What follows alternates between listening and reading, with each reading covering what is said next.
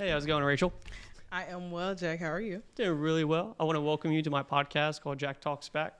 And, this is going to be really fun. I'm really excited for you to be here and stuff. Yes, I am excited to be here as well, Jack. Awesome. Well, if you don't mind, could you do a little small introduction and tell everyone who you are? Sure. So my name is Rachel Lloyd. I am a realtor with Century 21 Lighthouse Realty of Jacksonville here in Jacksonville, Florida, but I cover the whole state of Florida.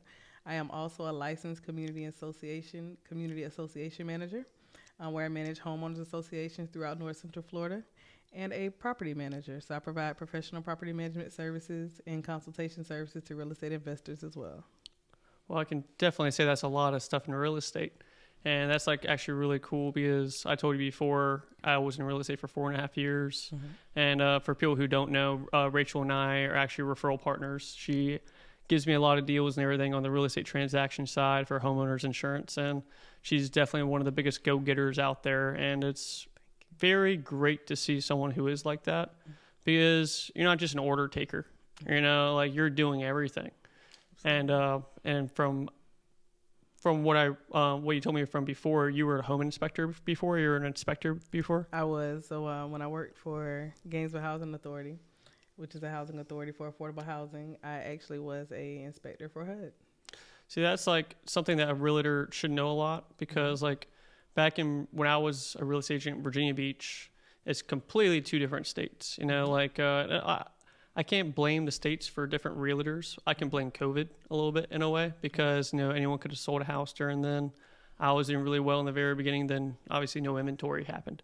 Yeah. So you have to try to figure out ways how to find more deals. And maybe me, I had to switch a different profession and I moved to a different state. So a little bit different because I saw a very big potential in Florida for being a broker for insurance. And because, I saw all of them leaving, I was like, okay, well, what can I do? Do I want to be a realtor my whole entire life? I do. But I always will have that in my back pocket, which is very well because when I talk to your clients or talk to you, it's very easy to talk to you because you know the inspection side, you know the realtor side, and you give amazing customer service. Thanks.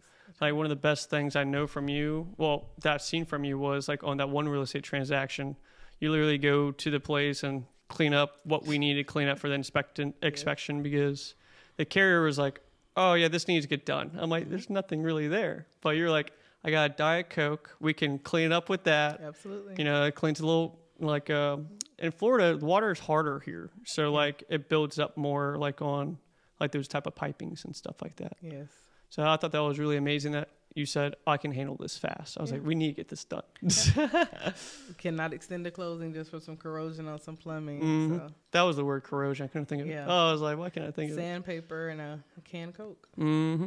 Scrub it off. Yeah, that's crazy because, when Coke was invented and stuff like that, it was a degreaser that they used in the military. Mm-hmm. So that was very interesting. So then one random guy just starts to drink it there. Amazing, right? Well, it's not that bad. Wasn't that bad.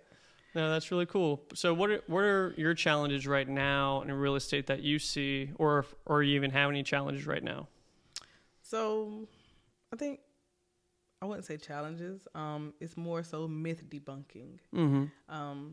Because some people do pay more attention to the media than they do the actual facts that are in front of them or the actual professionals that are in front of them. So interest rates are one thing now because interest rates are a little higher than they have been in the past couple of years. So that has discouraged some buyers. But interest rates are variable. Mm-hmm. We kind of have a saying in real estate of marry the house, divorce the rate, because you can always refi. Exactly. I always say you can't renegotiate the price after you buy the house, but you can renegotiate the rate afterwards. Absolutely. And for a lot of these first-time home buyers, I always try to tell them not to buy a new house because it takes so long to get out of it to make your money back or get any equity out of it. Absolutely. I always say newer houses are for the ones who want to retire and they're in their forever home and stuff like that. And because I came in the background selling cars and everything too. I think I told you that from before. Yeah, you did. And right now, I think everyone should really just focus on the payment and don't really get discouraged on these other numbers and stuff like that. I agree. The other numbers can work its way out later on, and especially with insurance and the mortgages and now all these new assessed rates for all the taxes and for houses and everything. Mine completely doubled. It's crazy to think about. It's what can I do? Right. And it's like you said, the payment is what matters per month the most, because you're going to have a housing cost associated no matter what, whether it be rent or mortgage, right? So if you can afford or you're in the position to get a mortgage, why not? Because your housing cost is still going to exist. At least you have a housing cost that's associated with you owning the home, right? I know, and even if you don't even make that much money on it when you sell it, at least you built credit up from that, and you have that experience from that house to the next house. Absolutely. And everyone wants to always look at, like, is this house my forever home? I'm like, how old are you? You know what I mean? Like, yes. you never know what's going to happen. Like, I thought Virginia Beach was going to be my forever home. Then next thing I know, like, my brother-in-law saw an opportunity for me to open up this agency here, and I ran with it. You know, like, you never know what's going to happen. It just takes an ex-girlfriend to break up with you, and you just move on. Sometimes endings are great beginnings. But I tell people, too, that are younger especially, that don't look at this as being your forever home. You know, we are not our grandparents in the sense of we're going to buy this house and stay in it for 30 years. Purchasing a home is a wealth building asset. It's a vehicle. Use it as a vehicle. You're going to build equity, and then you can move on from this home and buy another home that you may potentially really, really like. But you know, you just have to start somewhere. And all, just like look at the little things and everything too inside the house, instead of like not really so much the big things that you need to work on. Everyone always looks at the little things first, then they look at the big things. But then, like, once you get all that figured out, then you have a completely different house. Absolutely. Like, with a lot of my clients, a lot of them were contractors and stuff, so they didn't care what the house looked like on the inside. You know, if they saw like a knob loose or something like that, they didn't care. You know what I mean? But there are some buyers who do care. I'm like, I need to get this fixed. I'm like, well, you might not get this house. Right? Like, we can't be petty so much. Absolutely. And I think a lot of buyers, it's hard for them because, you know, they feel like they're buying $1 million house because they're spending $300,000 on a house. And I definitely understand, because, you know, that's a big purchase. You know, that's one of the biggest purchases ever in their life. But it doesn't have to be forever. Absolutely. You know, if you plan it out right, study the numbers and everything, and just study the market. And that's what's so great about real estate agents, because, you know, that's what y'all are here for. And, you know, just give value. Yes. And that's what I like about you, is you give a lot of value. Well, thank you. And I try to front load my clients, my customers with information. And that's where valuable resources like yourself come into play. As you know, when I called you, I think it was almost 2 weeks ago. And I said, hey, you know, I have a buyer. He's interested in his house, but, you know, the roof is a little dated. Can you run some numbers for me and see what it potentially would be with the new roof or without? And, you know, there was a drastic change in pricing, right? So I think it's always good that realtors form networks and relationships with people that are very knowledgeable about their craft, and industry insight is a big one, because with those things you can provide your buyers and your customers and even your sellers with the information so they can make an informed decision ahead of time. And that's what I get. Like, especially, you know, my goal is to be like an asset to everybody. Absolutely. You know, I'm not just trying to be a person who just picks up the phone or anything like that. If there's something that's going on, if you need to ask a question on, or a lender needs to ask a question on, or if a client does with the roof or the water heater or something like that, there's always something to talk about. And, you know, every carrier is so different, you know, and that's what's so crazy about being a broker, because you're working with so many different carriers. Guidelines can change every single year, or sometimes you can miss an email, which haven't done that yet. I missed a couple emails, but not from the carriers. Right? But that is the unique part about working with a broker, because you have access to all those different carriers, versus if I formed a relationship with just one carrier, that might not be the best option for every client, you know? So working with a broker does provide you with some diversity, and you can select out like, hey, these are the options that they have on the lower scale. These are the options that they have mid scale, and, you know, higher scale if they're comfortable with it, and the policies and the coverages that are provided for that particular home. Yeah, and that's why I wanted to be a broker, because like when I saw, you know, independent agencies that can only write that one company. So like you see what you see what you get. With me, I just see so much. I'm like, oh my gosh, like what area is this in? Can we do this area? Can we do that area? And you know, that's what's so great being a real estate agent too, because y'all are everywhere. Yes. You know, especially you. Yes. Now you said you're from Gainesville? Yes, I'm from Gainesville. Live here in Jacksonville, but I just had a closing Friday for vacant land that I sold in Naples. You know, so I literally can cover the whole state. I've had closed transactions in Central Florida, Eustis, Umatilla, Jacksonville, Gainesville, Palatka, and everything in between. And that's what's so great about Florida in a way, because like we're in such a big state. You can literally go anywhere to go find business. Yeah. And as long as you're like a good agent and not afraid to go places, then it's limitless almost in a way. Absolutely. And I was telling my dad about you because how you go to Gainesville and stuff like back and forth. He's like, what the heck? I'm like, why should they do that? I'm like, Dad, this is Florida. It's like the wild, wild west out here. Absolutely. You know, like you have to do whatever you can do to get a deal and to get in front of people too. Yep. And for my job, you know, everything is always over the phone. And typically an insurance agent doesn't meet their realtors. They just kind of give them a little bit of value, a little bit of a pitch. And then they kind of just like dilute off. Right. You know, like for me, I'm a little bit different because since I do have that real estate background. And I go to a lot of open houses, try to anyways, whenever I can. Working on hiring somebody right now so I can always have boots on the ground in front of a computer. Then I can just go look for the business. And if they ever get overwhelmed, then obviously I can help them out and everything. And that's what's so crazy, because I never would have thought about starting up an insurance company without ever selling insurance.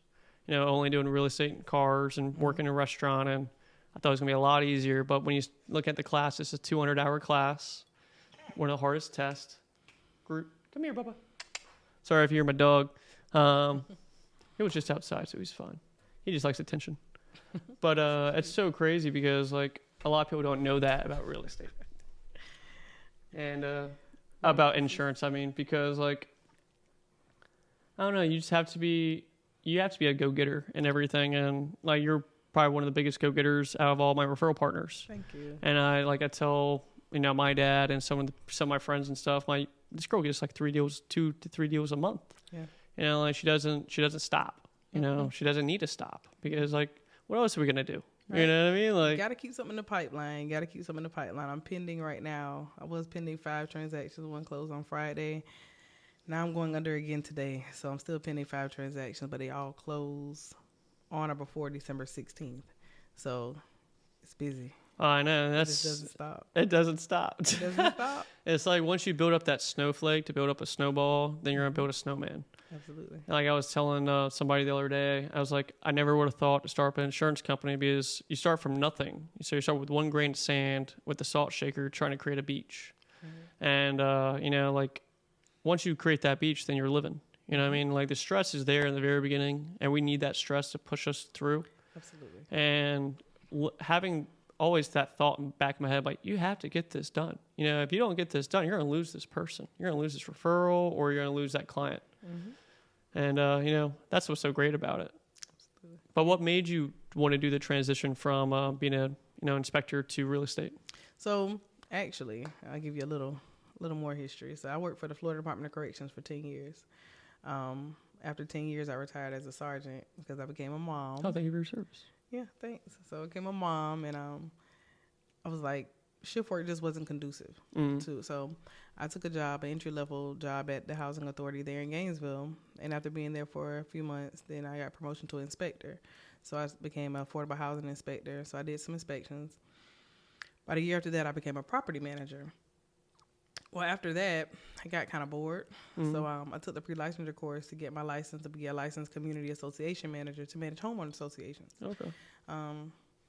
About 6 months after that, I got recruited by a nationwide real estate investment trust to manage a community, because they owned and operated about 300 manufactured home and RV resorts across the United States.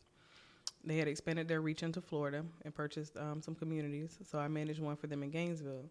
Well, I didn't know anything about sales. And they told me a component of the job would be sales.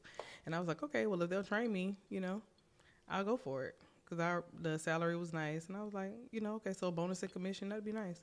Well, I actually unintentionally became really good at it. And I sold like 34 manufactured homes in a 24-month period. Okay. So that's wild. Oh, my gosh. Yes, it is wild. Yeah. So then I started leading the company in sales.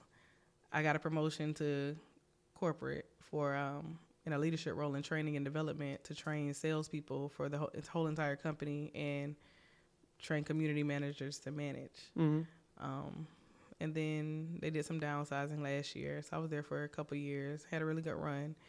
And I went and got my insurance license to be an insurance adjuster.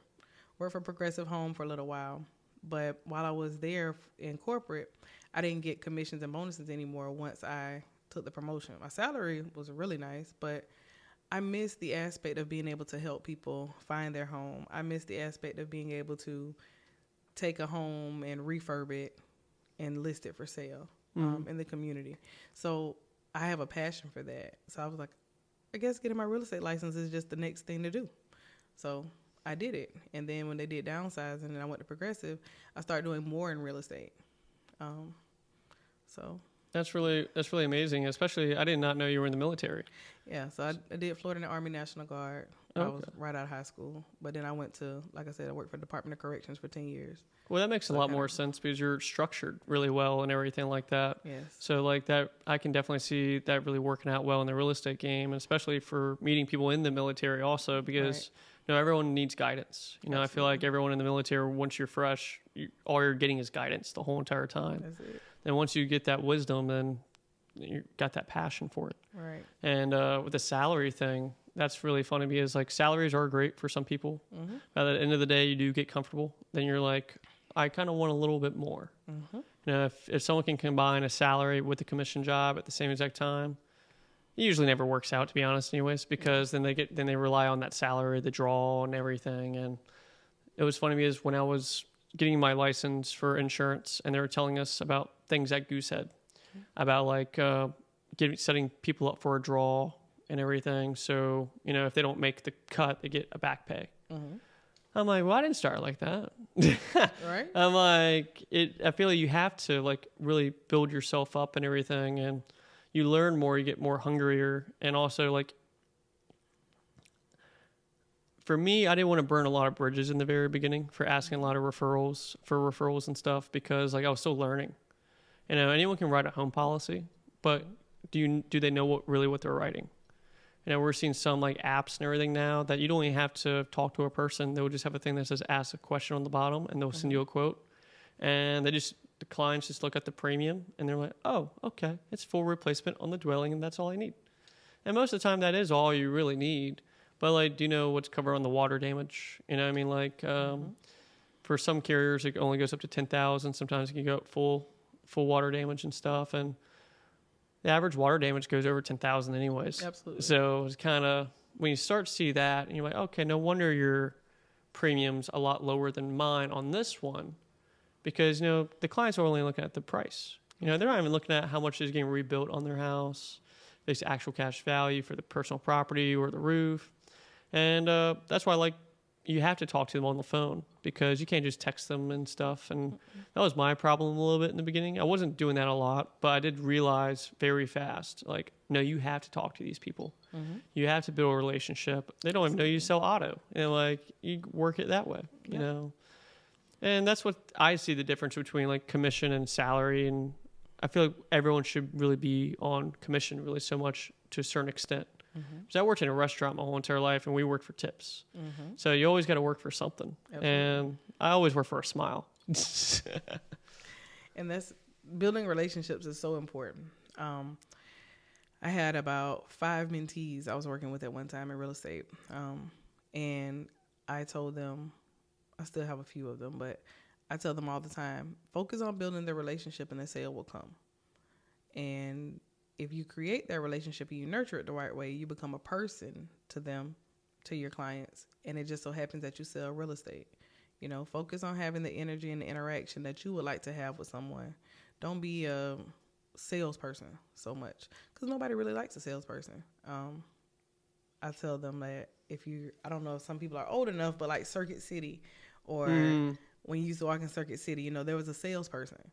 Who really likes a salesperson? They're trying to make you buy something. Yeah. Nobody wants to feel pressured into buying anything. And that's what was so hard for me about selling cars, because I always felt like I was like the nicest guy. Mm-hmm. And, the customers always lie to you no matter what, they always think that their credit's this, or they can afford this car.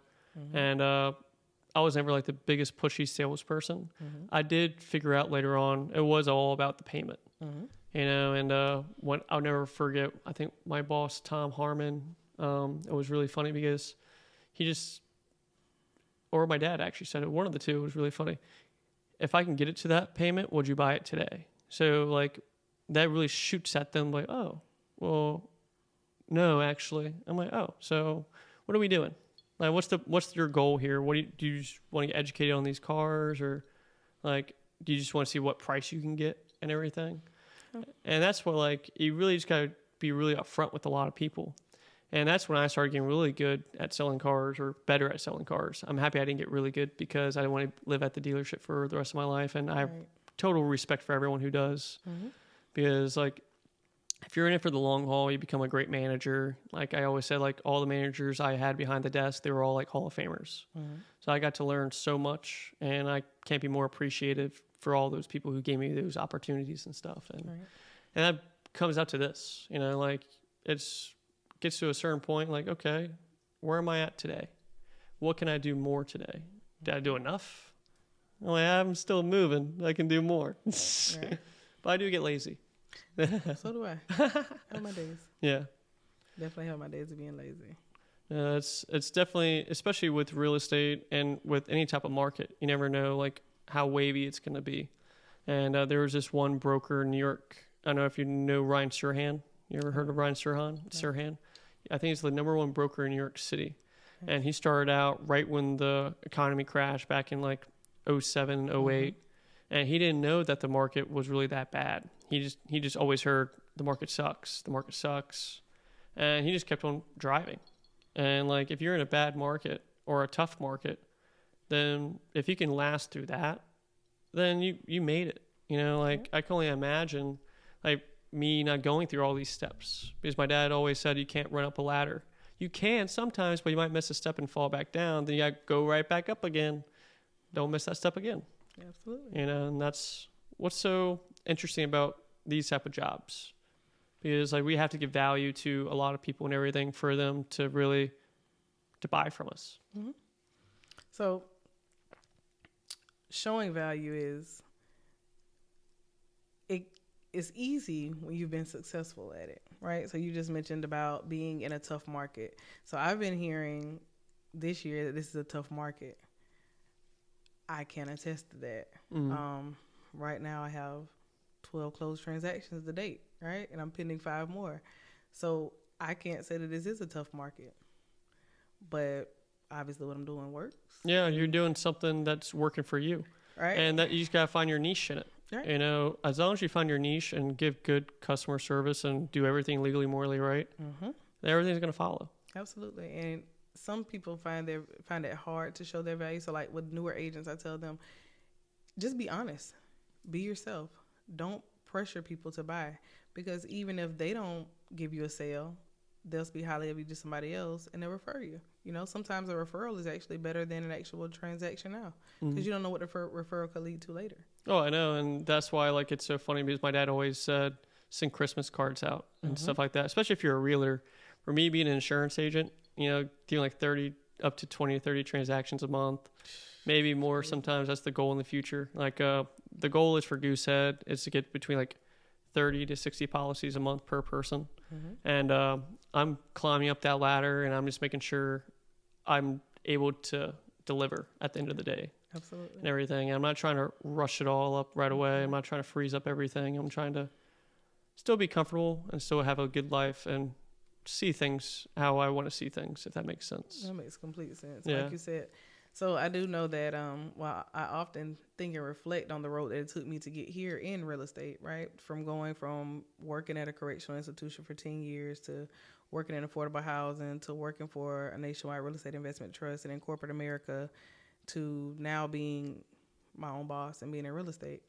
And I think about how God truly did order my steps. Like, I couldn't see how he was ordering them, but now looking back, everything that I did up until this point built to add to this career. Yeah, they all were like mini tests in a way. Absolutely. And it's funny when you realize the test. You're like, oh, that was a test. Exactly. I'm like, man, the universe really does do that. Right. And it's crazy.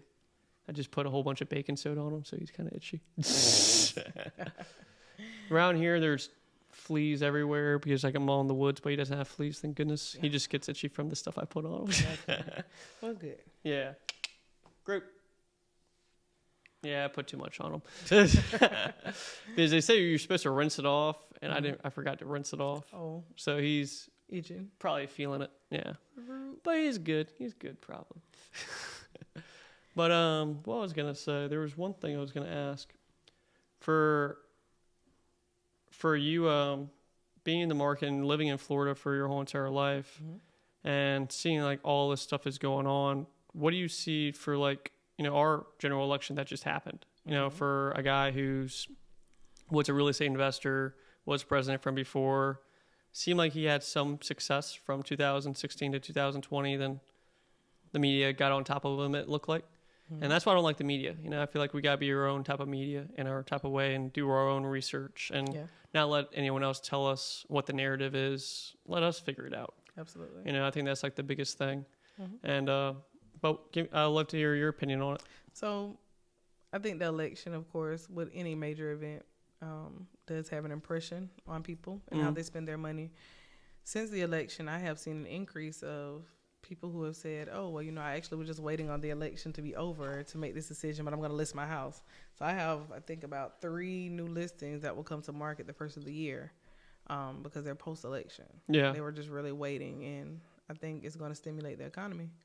No, I think so, too. And it's kind of funny because my dad, he's a real estate investor. He always, like, buys things and puts them back on the market very fast, and it's kind of hilarious because he kind of sees, like, the values of it to a certain extent. But it only takes one buyer to like your house to buy it. That's it. And it was funny because there was this one guy that was very interested into his house. And he's like, well, I'm going to wait to see what happens with the election to make my offer. And my dad tells his agent, he said, all right, raise it $100,000. Yep. It was really funny because like on, I guess, one of Trump's books that he wrote and everything, he said, if you don't take my first offer, then he's pretty much going to raise the price on you because you had your chance. Say, oh, now you want it back? Oh, okay. Well, now it's this much. Price just changed. Yeah. Yep. And it's kind of weird how that transitions into things. And I'm not the biggest politics guy. I do look into it a lot, but I try not to dive into it so much because you can only affect what's happening right in front of you. Absolutely. So that's why I always try to tell people, like, if you don't like what's going on around you, just focus on your state. Absolutely. You know, then we can branch out and really talk about everything. And because we got to see what works. We can't make it a whole national thing to see if it works or not, because usually when that happens, everything falls. Yeah. From like, I'm not a big politics person, to be honest with you. Like you just said, I just try to focus on what I can control. Yeah. So I have a very strong faith. So I pray about it. I control what I can control, and I move on. I focus on how can I enhance my life, how can I enhance the life of those around me, and just best educate myself because when I worked at the prison for 10 years, you're working in that scene, you're working in a environment that most people don't have hope. So you're in a hopeless environment, right? And then you come home and you watch the news or you read the newspaper and there's more negativity, you know, a little bit of positivity, but more so. Yeah, they know how to put the headlines on there and stuff. And that's why I try to steer away from. Exactly. War and crime, right? And it's like, there's more to life than war and crime. But this is the agenda, in my opinion, that the media pushes. Yeah. Well, it's funny because like you don't see the media reporting every safe plane landing. Exactly. But they'll report when one crashes. Yeah. Then everyone freaks out. Exactly. You know, and I don't blame them to freak out about it because like, okay, that's something for us to fix. Right. But we shouldn't be focused on it. Yeah. Hyper focused on it. Exactly. Right. And I think we should always look at the little things more instead of like the bigger things of everything. Absolutely. And I love how you said that you have very strong faith. Yes, I do. And that's like, if it wasn't for God or, you know, Jesus or anything like that, like I wouldn't, you know, be going through all these challenges every single day. Absolutely. And that's the most beautiful thing about it because like I was telling my friend Cole yesterday, I texted him. It was funny because I heard this song. It was a country song. I wasn't the biggest fan of it. He said, I only call God when I need a favor. I was like, oh, well, I call God just to tell him I love him. Right. You know what I mean? I don't just call him just to tell him I need a favor. Right. And I don't think we should look at God as like he's a tool. Absolutely. You know, like he's like, that's just what I see in things. I'm like, man, like he wants us to go through these things. He won't give it to you right away, but he'll give you the opportunity to get it. Yeah. And if you make it, then you make it. But then if you give up on it, then it might not be for you. But he gave you the opportunity to see it. And if you have a personal, in my opinion, like having a personal relationship with him, you have more clarity about the challenges that you go through.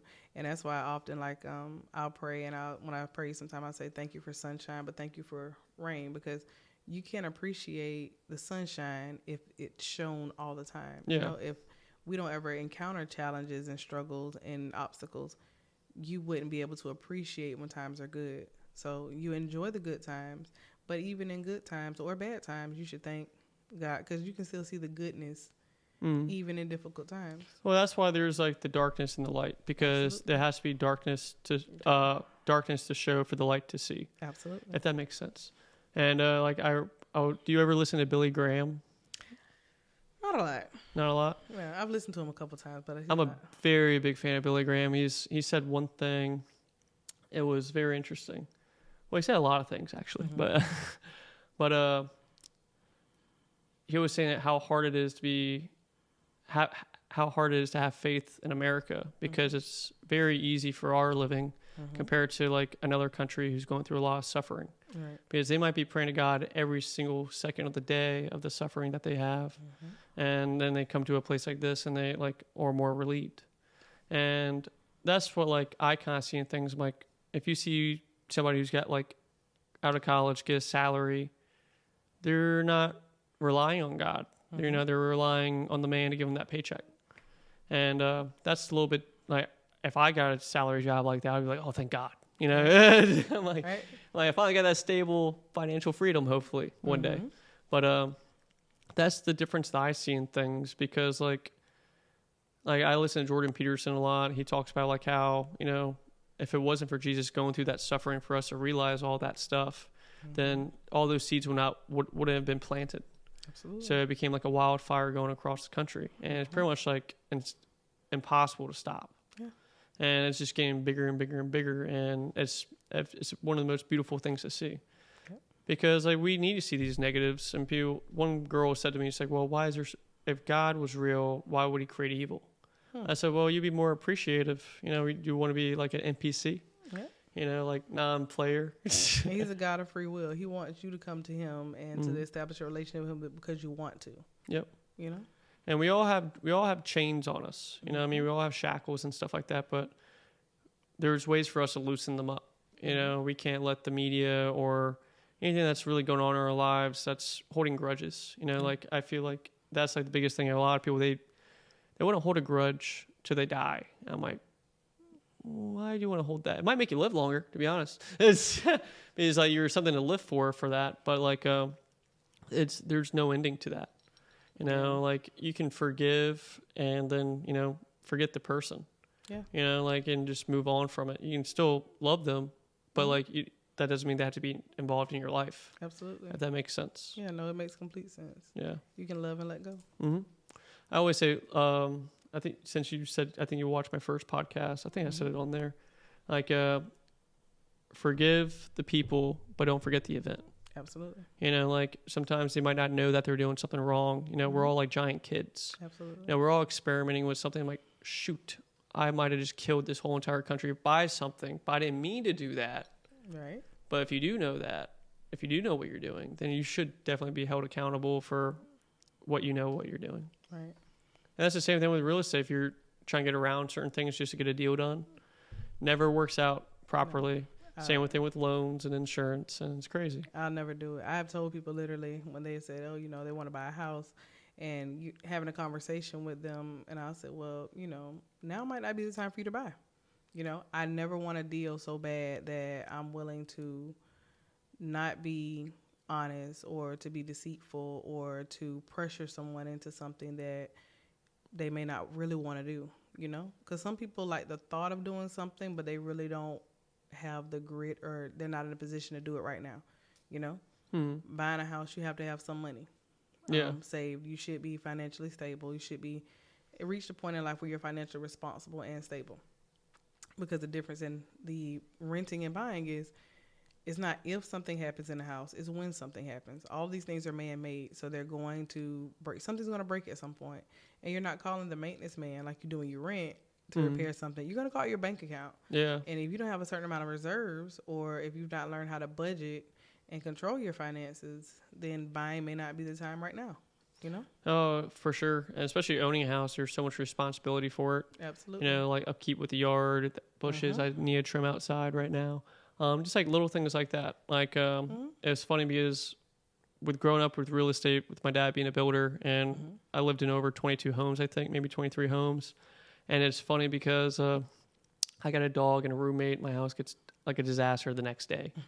And it was funny because my dad comes over. He said, "You got realtors coming to your house?" And I said, "Yeah." And he's like, "You know you got to..." "I know, Dad." And he's like, "I know you know, but what are you going to do?" I'm like, "Obviously, a day before." Right. You know, you got to make sure everything's spotless a day before. And I always keep everything like pretty clean as is. But everyone always gets comfortable, you know, with a lot of things and stuff. And we can't be like Danny Tanner all the time on Full House and clean up your house all day long. And you only have so much time. Right. You know, like, and time is definitely on the essence, you know, and that's something that we can't get back. Nope. You know, there was one thing I saw yesterday or today, it was on Instagram. It was really funny because they said, the future is a mystery. The past is history.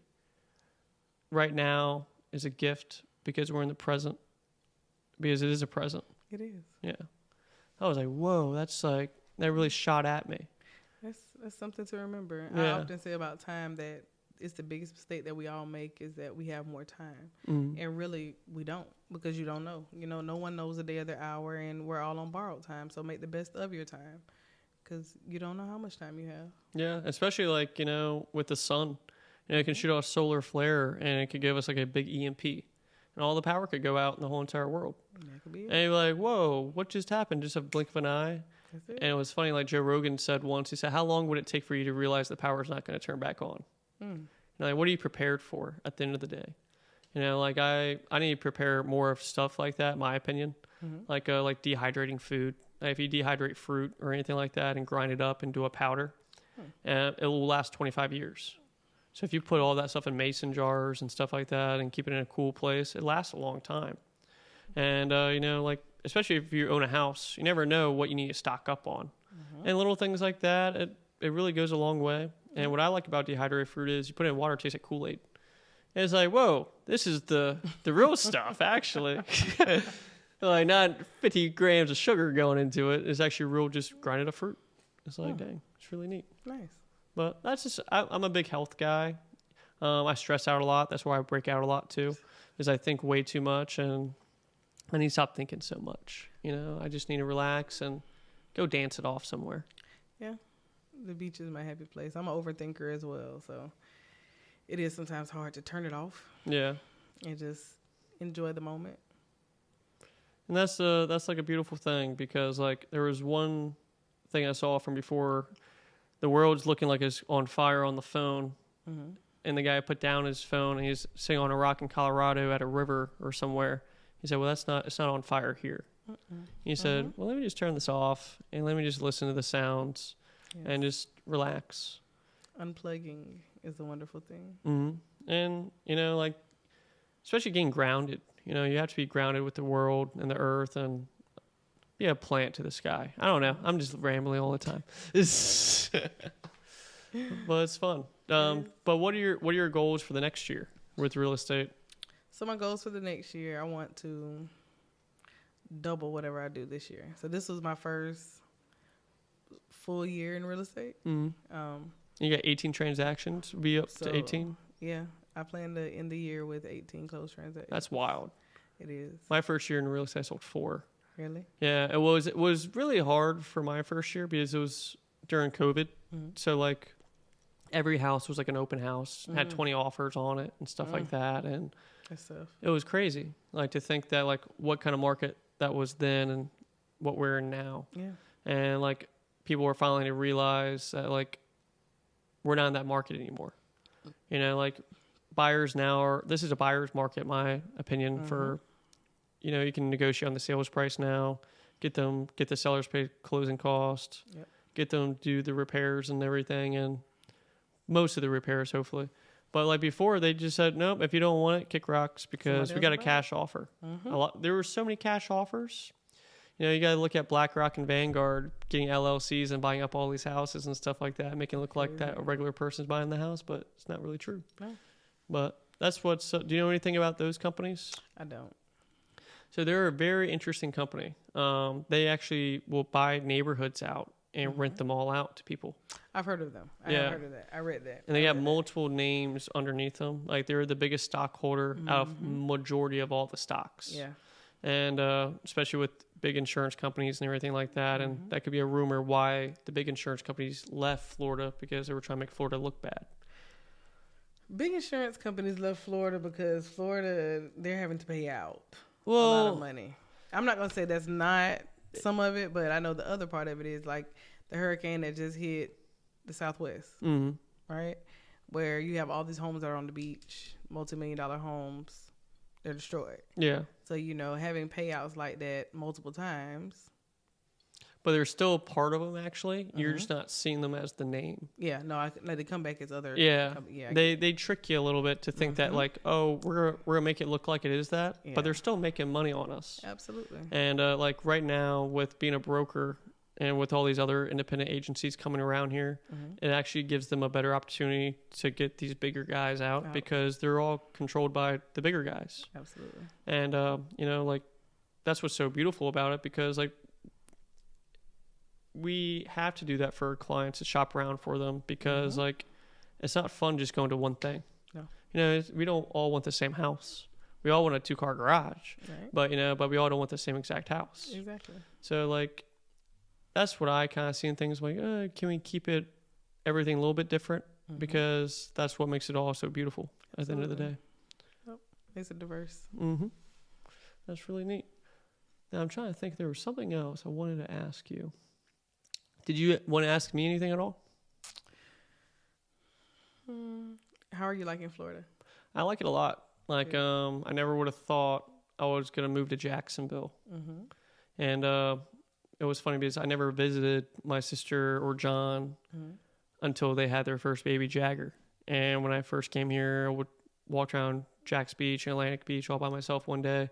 Met a really cool guy at the pub at I forget what it's called, Murphy's? No, I forget. Lynch's, yeah, in Jack's Beach. And I was like, this is a really good vibe over here. I never would have thought Jacksonville was like this, because social media and media they actually made it look like the armpit of Florida. Oh, wow. Yeah, you know, it was like, I can't explain that any better of that. But once I got here, I was like, oh no, this place is the next Tampa. Yeah. Like, I see it so much potential, and like, it's probably the most affordable, attractive place in Florida, if that makes sense. Because, you know, you're some rural areas, but you're not by anything. But here, I just drive in a circle. Right. You know, like, I'm lucky enough, I have a little office, but then I have an office in my room. And I literally just go to Jack's Beach and Atlantic Beach and just drive a little circle every single day. Yes. And it's peaceful. And especially, like, it's funny, especially during, like, this season right now, like, when we're going into fall to winter, because it doesn't really transition. No, you know, no like, transition. You go from being hot to cold.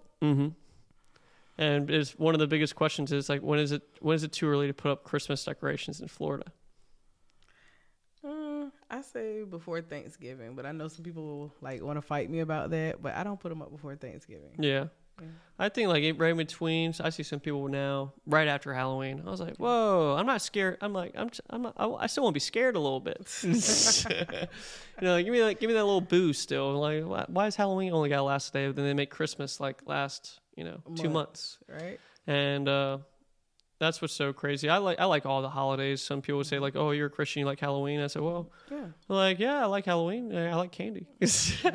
You know, like, I think it's fun for a kid to dress up as something that he wants to be. Absolutely. You know, like, I think that's kind of like gives him that motivation. Unless he wants to be a monster, but what kind of monster do you want to be? It's Even then, I think it's all just in the fun of it. You know, it's just a holiday. Yep. You know, and it goes back on like the Day of the Dead pretty much too, from like, I guess from like, the Spanish culture and stuff like that. And you appreciate the loved ones that you did have that were not there anymore. And they put up all their pictures of all the people that, that they miss. And I thought that was like one of the biggest things that we don't look at Halloween as. Yeah, no, we don't. Like, I think we should really be, I don't know, I just try to be really appreciative of every moment I have during the day. And it's crazy because, a lot of people, they want to get mad at a lot of things. Yeah. I'm like, well, now I live in Florida. There's hardly anything to get mad about besides hurricanes and insurance and the new property taxes are coming along. But they could be going towards the stadium. Mm-hmm. I'm starting to think that because the owner of the Jaguars wants to, remodel the stadium and stuff and wanted the city to pay for it. So it kind of makes a little bit more sense why our taxes or our house is going up a lot more because they got to get the funding somewhere. Yeah. And I feel like as long as we know where our money is going, then I wouldn't mind paying it. I like to see where's this money actually going? Then I'll be more appreciative. Like, okay, they're building a new stadium. That makes more sense. I'm a big football fan. More transparency. Yeah, they're building a road over here. That's great. San Pablo's been under construction forever, from what I heard. But it's cool. Yeah. But no, I like it a lot. Yeah. Property taxes are definitely something, of course, that factor in the monthly payments as well, So it's something that I tell my clients, you have to take that into account of taxes and insurance as well as your mortgage. And when you get a mortgage, like with the taxes and stuff, they're basing it off the taxes right now. Right. And not when they get reassessed next year. Yes. When they get reassessed next year, usually they will increase some. But you can save by homesteading your property if it's going to be your primary residence, and you can get some savings there. Yeah. Same with insurance, too. Yeah. Like, especially with citizens and stuff like that, they ask you right off the bat, can you perform a document to show proof of homestead? Typically, they can't do it right away because, they don't have any mail yet. Their license is not there yet. So you can sometimes provide like a proof of purchase. But it's easier once they get like the license and they actually see it, and then you're pretty much permanent down there. So it's really cool. Nice. But yeah, what time is it? I didn't even know. It is 1:13. Oh, okay, so we've been on here for probably about 45 minutes to an hour. So it's not too long. But when with you being in real estate, do you see yourself like evolving, doing more like wanting to do flips or getting in commercial possibly and stuff like that? Absolutely. So one of the properties that I actually manage right now is a store. Oh, okay. Oh, wow. Yeah, it's a small store. So it's a neighborhood store. So I eventually will do more commercial as well as doing some. So that's some of what I do now with my investors. I do consultations on investment on their portfolios. And we talk about them selling some of their properties and then acquiring more, or assisting them in reaching their real estate goals, whether it's to grow their portfolio or to downsize it, or, to convert more to rentals. And, when they acquire them, of course, they have to be flipped. Yeah. I just had 3 leases that ended, so I'm actually flipping 3 houses now. Oh, wow. Yeah. So that'll be fun because those were long-term tenants. So all the homes are getting some upgrades and getting ready to go back on market to be re-rented. And that's really awesome that you knew all this and you're learning it and everything. Because like when my dad got into real estate, he was in the Navy, got his real estate license, then was selling houses and building a couple houses, and put himself in a home show called Homeorama. And after that one home show, he got like 200 leads pretty much. Nice. And he built like Florida style homes. So all of his houses, majority of them were always on a slab. And that was kind of uncommon for Virginia, but I think it was cheaper, and it also made them look nicer too. So people always like those type of homes. But then of course, the economy crashed like in 07, 08. He was seeing on like 20 something homes and 60 lots combined and stuff. So things were going really down fast for us. And, we got to learn, he learned from it. I learned from him, and the suffering that I saw him go through was like the hardest things I ever saw in my life. Just think that your dad is this top builder and he's got the best personality, best person, just like all around great person. I always call him Batman. Like he's very, very good at what he does. He's wealthy now from when he had to start over, but he's very quiet. But he's humble. As long as you're humble and do everything that's right, keep on making money. And I say like commercial is like the retirement of real estate, because he was doing houses and then he got commercial, and it's crazy how much he transitioned to that and steered himself away from building so much. But now he still has that in his back pocket, but now he just play Monopoly. That was always his favorite game. I could never beat him at it, but got those hotels faster. But that's how you do it. You start the houses, you go with one house, go with 4 houses, and put a hotel on it. That hotel could be a warehouse. That hotel could be, a shopping center. Absolutely. And, that is graduating to the next step, especially that's why I want to get insurance, because I saw the residual, what he was getting from it. And I was like, well, how can I figure out I can get residual too from a smaller aspect, then still learn from him what he's doing right now. And that's what's so great about learning all this, because I might not be the master of everything, but I am jack of all trades kind of a little bit in a way. I've always been a little bit decent at everything I did because I've always focused on it. As long as you focus and you really want to learn and not be afraid to fail. You know, failing, I think, is probably one of the best things, because you learn more from failing than you do from just like going right through school. Failure is a great teacher. Yeah. I think this was a great podcast. I think it was too. Well, thank you so much, Rachel, for coming on. We got to come on again sometime. Of course. Thank you for having me. I enjoyed it. Thank you.